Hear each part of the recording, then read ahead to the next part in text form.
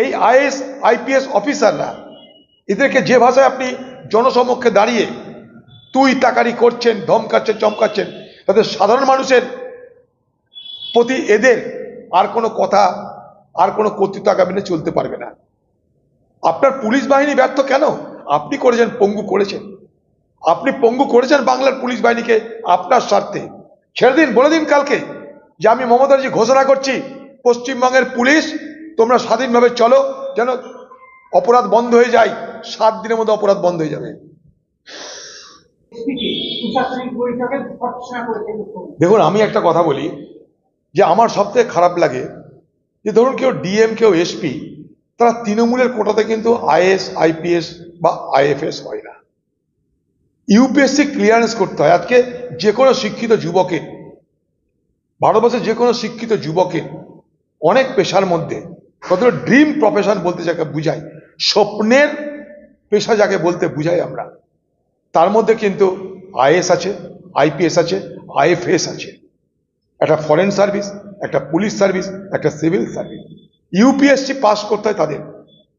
এখানে তৃণমূলের কোটাতে ধরে হয় না, তৃণমূলের নেতাদের পয়সা খাইয়ে হয় না, এটা সিভিক পুলিশ নয়।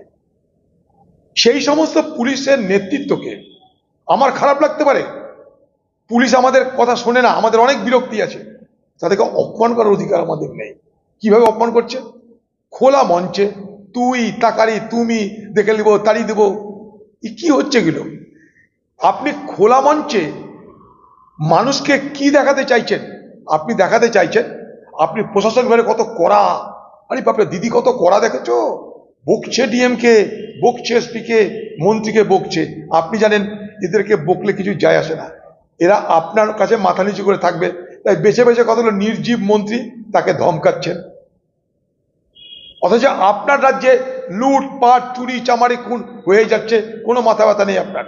আপনি নিজে বলছেন সন্দেশখালীর ঘটনা 1 সেকেন্ডের মধ্যে জানেন, বাদুড়িয়ার ঘটনা 2 সেকেন্ডের মধ্যে জানেন, উত্তরবঙ্গের ঘটনা 5 সেকেন্ডের মধ্যে জানেন।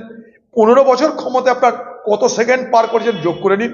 তাতে এত খবর আপনার জানা নেই কেন? আজকে পুলিশকে গালাগালিতে হচ্ছে কেন আপনার? আর আপনার মুখ দিয়ে আমি আবার বলছি, আমার পুলিশ বাহিনী, ডিএম বাহিনী আমাদের নয়, তারা আমাদের কথা শুনবে না। আমলাতন্ত্র আমাদের নয়, তারা কমিটেড ব্যুরোক্র্যাট, তারা কমিটেড ব্যুরোক্রেসি। তারা আপনার কথা উঠা বসা করবে, আমাদের কথা শুনবে না। কিন্তু তবুও বলবো যে একটা মুখ্যমন্ত্রীর শিষ্টাচার মেনে চলা উচিত।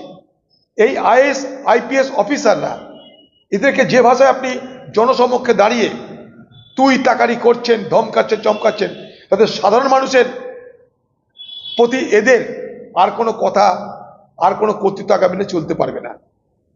আপনার পুলিশ বাহিনী ব্যর্থ কেন? আপনি করেছেন, পঙ্গু করেছেন। আপনি পঙ্গু করেছেন বাংলার পুলিশ বাহিনীকে আপনার স্বার্থে। ছেড়ে দিন, বলে দিন কালকে যে আমি মমতা ব্যানার্জি ঘোষণা করছি, পশ্চিমবঙ্গের পুলিশ তোমরা স্বাধীনভাবে চলো, যেন অপরাধ বন্ধ হয়ে যায়। 7 দিনের মধ্যে অপরাধ বন্ধ হয়ে যাবে।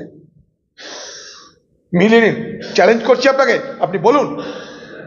অপরাধী আপনার দলের লোকরা, আপনার দলের লোকদের, আপনার দলের অপরাধীদের বাঁচাতে আজকে প্রশাসনকে হিমশিম খেতে হয়। তাদের একটাই কর্তব্য ঠিক করে দিয়েছেন আপনি, আপনার দলের অপরাধীদের বাঁচানো, ভোটের সময় লুট করতে সাহায্য করা। তাই বাংলার আজকে এই পরিস্থিতি। লজ্জা লাগা উচিত আপনার।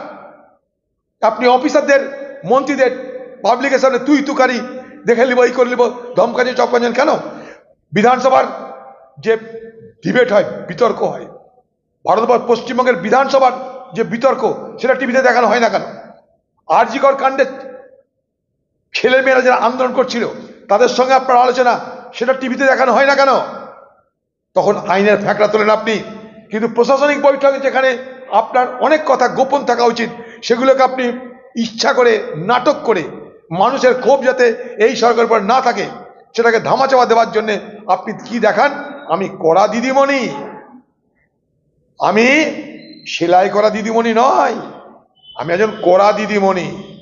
এই কড়া দিদিমণি দেখানোর জন্য আপনি এগুলো নাটক করছেন। গতকাল যে